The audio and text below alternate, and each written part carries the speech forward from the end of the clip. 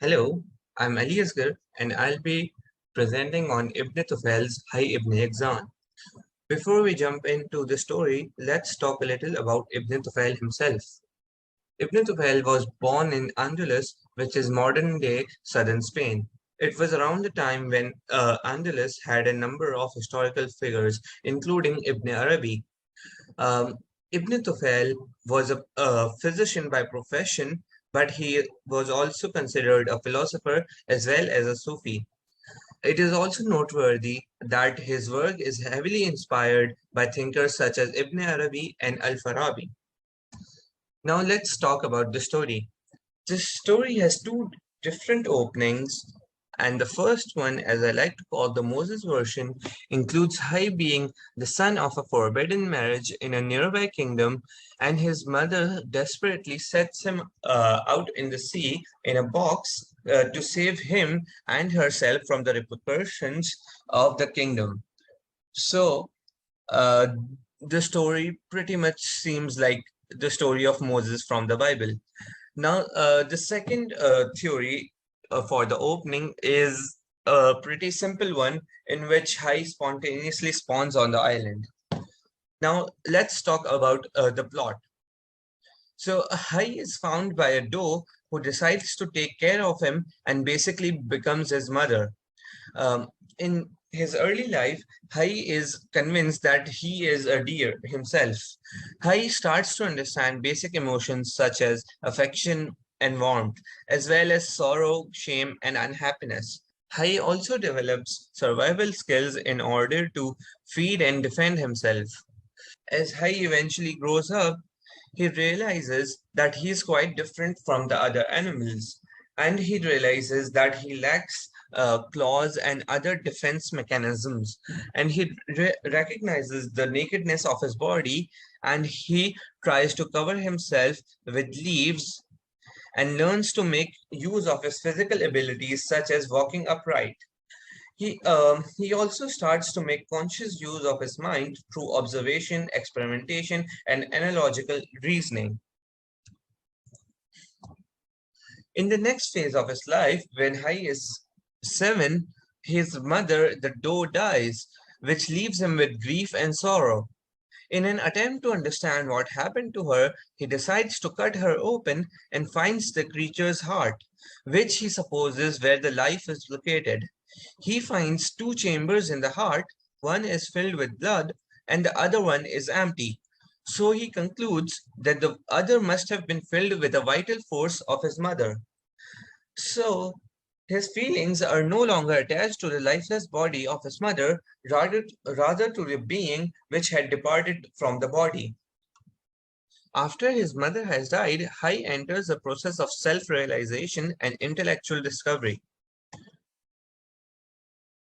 Hayy becomes acquainted with the laws of causality, and he recognizes that every circumstance and occurrence has a cause and an effect. He starts to inspect every inch of the natural world around him.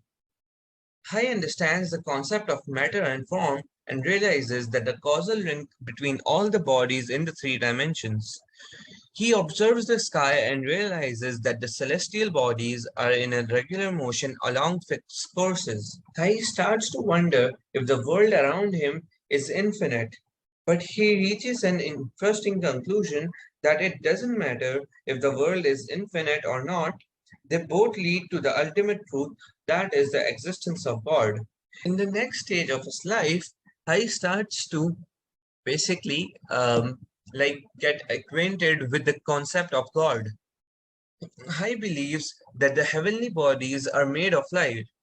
So he concludes that there must have been something that created those bodies, and he contemplates about the life which created these bodies. In the next stage of his life, he refers to God as the necessary being.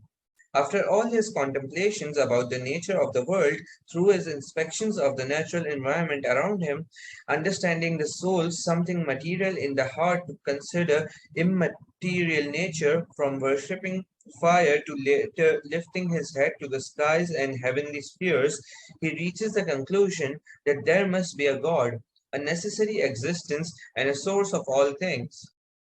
Once he realizes this, He desperately wants to get closer to this higher aspect of reality. He sees himself and his body as connected to three different lands: the mundane, the imitation of animals, the celestial realm of heavenly spheres, and finally, the immaterial world on the necessary being. At this point, Ibn Tufail's interest in Sufi teachings really becomes apparent through Hay's thinking in this quote. In Hay's mind, everything in the world has a specific purpose and path, which is according to God's plan. Therefore, he stops feeding on plants and animals, but soon realizes that if he doesn't eat, he will die of hunger. So he decides to consume a selective plants in order to survive. All of these Hay's experiences are Ibn Tufail's attempt at arguing that it is possible to find God without Islamic teachings and knowledge of Sunnah. The story then moves on to a tangent and talks about two leaders on a separate island, Salaman and Absal, both of which practice religion but in a very different manner.